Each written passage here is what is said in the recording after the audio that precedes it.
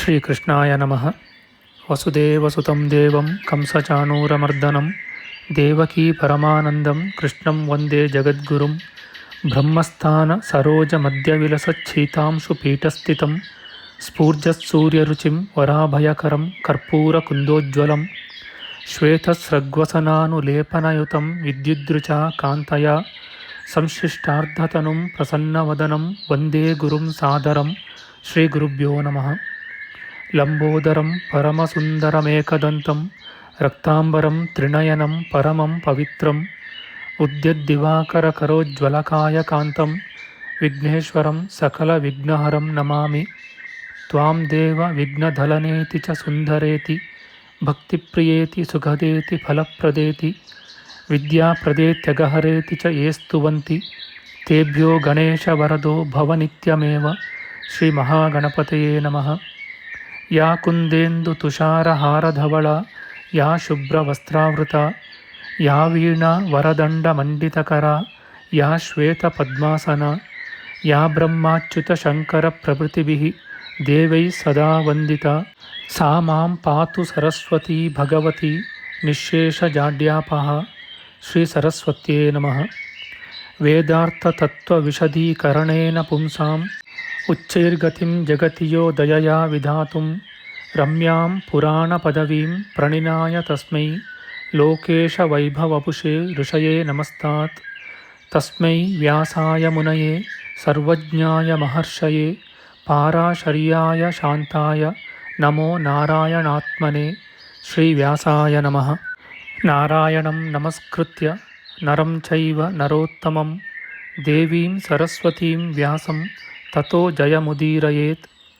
ಕನಕರುಚಿದುಕೂಲಃ ಕುಂಡಲೋಲ್ಲಾಸಿಗಲ್ಲಃ ಶಮಿತಭುವನಭಾರಃ ಕೋಪಿ ಲೀಲಾವತಾರಃ ತ್ರಿಭುವನಸುಖಕಾರಿ ಶೇಷಶಾಯೀ ಮುಕುಂದೋ ಪರಿಕಲಿತರಮಾಂಗೋ ಮಂಗಲಂ ನಸ್ತನೋತು.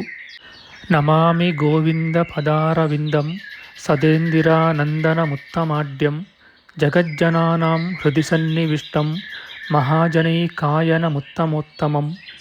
ನಮಸ್ತೆ ಚಕ್ರಹಸ್ತಾಯ ಶಾಂಗಹಸ್ತಾಯ ತೇ ನಮಃ. ನಂದಹಸ್ತಾಯ ತೇ ವಿಷ್ಣೋ ಶಂಖಹಸ್ತಾಯ ತೇ ನಮಃ. ಓಂ ನಮೋ ವಾಸುದೇವಾಯ ನಮಃ ಸಂಕರ್ಷಣಾಯ ಚ ಪ್ರದ್ಯುಮ್ನಾಯ ನಮಸ್ತುಭ್ಯಂ ಅನಿರುದ್ಧಾಯ ತೇ ನಮಃ. ದಂಷ್ಟ್ರಾಗ್ರೇಣೋ ಧೃತಾ ಗೌರು ದಧಿಪರಿವೃತಾ ಪರ್ವತೈರ್ನಿಮ್ನಗಾಭಿಃ ಸಾಕಂ ಮೃತ್ಪಿಂಡವದ್ಬೃಹದುರ್ವಪುಷಾನಂತರೂಪೇಣ ಯೇನ ಸೋಯಂ ಕಂಸಾಸುರಾರಿರ್ಮುರನರಕದಶಾಸ್ಯಾಂತಕೃತ್ಸರ್ವಸಂಸ್ಥಃ ಕೃಷ್ಣೋ ವಿಷ್ಣುಃಸುರೇಶೋ ನುದತು ಮಮ ರಿಪೂನ್ ಆದಿದೇವೋ ವರಾಹಃ. ನಮಸ್ತಸ್ಮೈ ವರಾಹಾಯ ಲೀಲಯೋದ್ಧರತೆ ಮಹೀಂ ಖುರಮಧ್ಯಗತೋ ಯಸ್ಯ ಮೇರುಖಣಖಣಾಯತೆ. ಶ್ರೀ ವರಾಹಮೂರ್ತಯೇ ನಮಃ. ಪ್ರಿಯ ಬಾಂಧವರೇ, ನಮ್ಮ ಈ ಶ್ರೀ ಲಾಲೀಕೃಷ್ಣ ಚಾನಲ್ಗೆ ಸ್ವಾಗತ.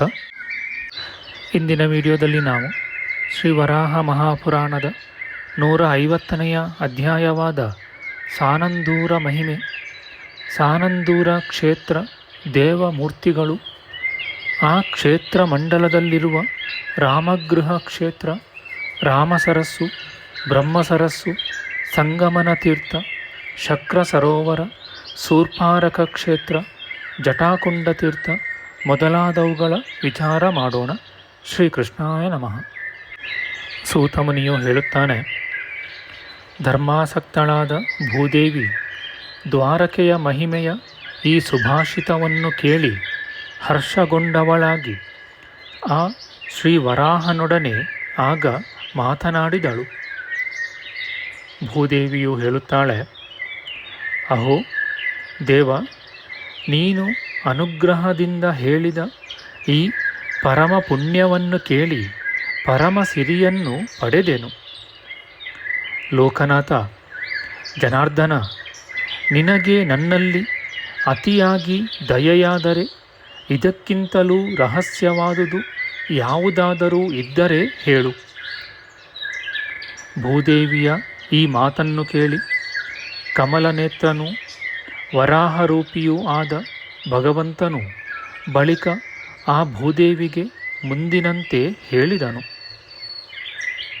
ಶ್ರೀ ವರಾಹಮೂರ್ತಿಯು ಹೇಳುತ್ತಾನೆ, ಭೂಮಿ ದಕ್ಷಿಣ ಸಮುದ್ರಕ್ಕೆ ಉತ್ತರದಲ್ಲೂ, ಮಲಯ ಪರ್ವತಕ್ಕೆ ದಕ್ಷಿಣದಲ್ಲೂ ಸಾನಂದೂರವೆಂಬ ಪ್ರಸಿದ್ಧವೂ ಉತ್ತಮವೂ ರಹಸ್ಯವೂ ಆದ ನನ್ನ ಕ್ಷೇತ್ರವಿದೆ.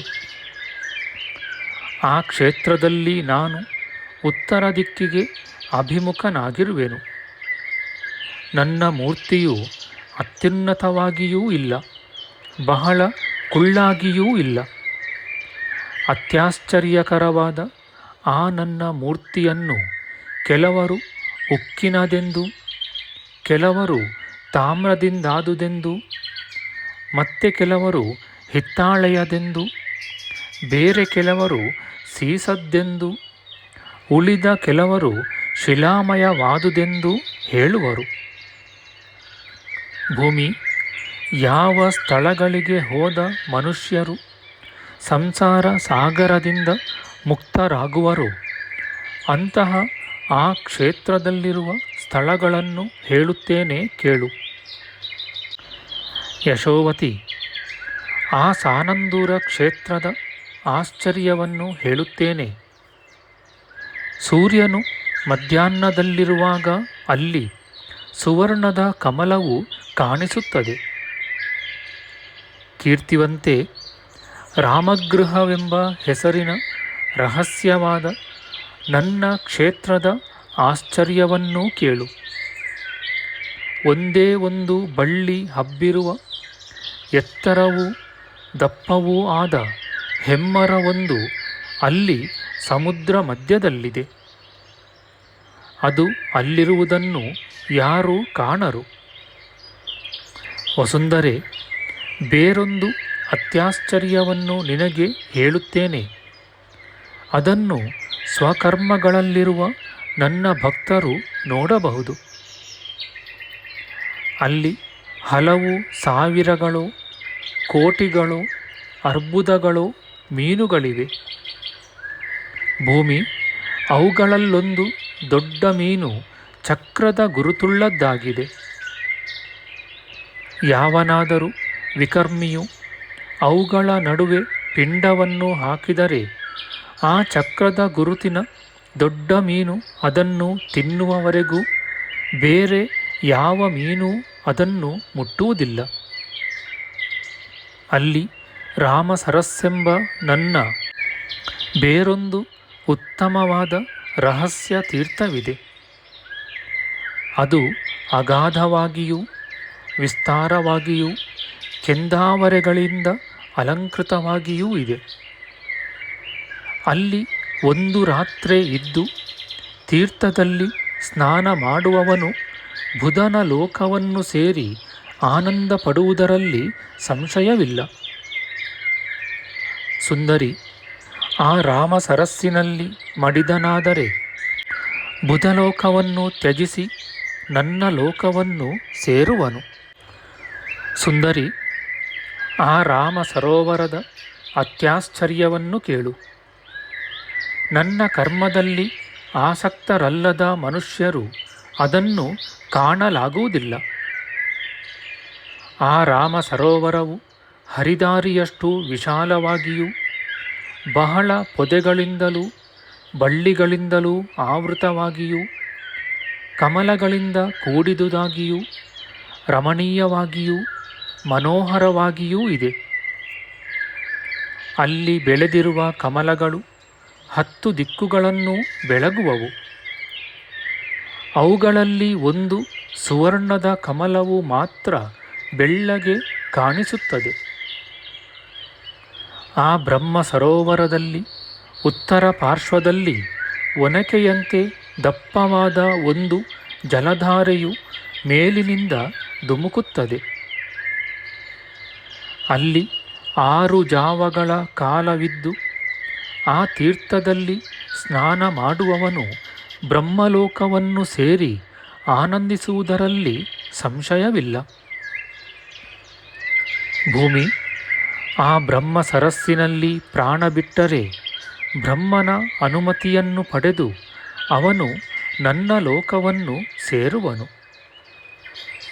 ಮಹಾಭಾಗ್ಯೆ, ರಮ್ಯವಾದ ಆ ಬ್ರಹ್ಮ ಸರೋವರದಲ್ಲಿ ನನ್ನ ಭಕ್ತರು ನೋಡಬಹುದಾದ ಘೋರ ಸಂಸಾರ ವಿಮೋಚಕವಾದ ಆಶ್ಚರ್ಯವನ್ನು ಕೇಳು. ವಿಶಾಲಾಕ್ಷಿ, ಭೂದೇವಿ 24 ದ್ವಾದಶಿಯಲ್ಲೂ ಸೂರ್ಯನು ಮಧ್ಯಾಹ್ನದಲ್ಲಿರುವವರೆಗೂ ಮೊದಲು ಹೇಳಿದ ಆ ಜಲಧಾರೆಯು ಧುಮುಕುತ್ತಿರುತ್ತದೆ. ಮಧ್ಯಾಹ್ನವು ತಿರುಗಿದ ಮೇಲೆ ಆ ಧಾರೆಯು ಭೂಮಿಗೆ ಧುಮುಕುವುದೇ ಇಲ್ಲ. ಆ ಪುಣ್ಯ ಬ್ರಹ್ಮ ಸರೋವರದಲ್ಲಿ ಹೀಗೆ ಅತ್ಯಾಶ್ಚರ್ಯವು ನಡೆಯುವುದು. ವರಾಂಗನೆ, ಸಂಗಮನವೆಂಬ ನನ್ನ ಉತ್ತಮವಾದ ರಹಸ್ಯ ಕ್ಷೇತ್ರವೊಂದಿದೆ. ಅಲ್ಲಿ ಸಮುದ್ರವು ರಾಮ ಸರೋವರವು ಸಂಗಮವಾಗುತ್ತದೆ.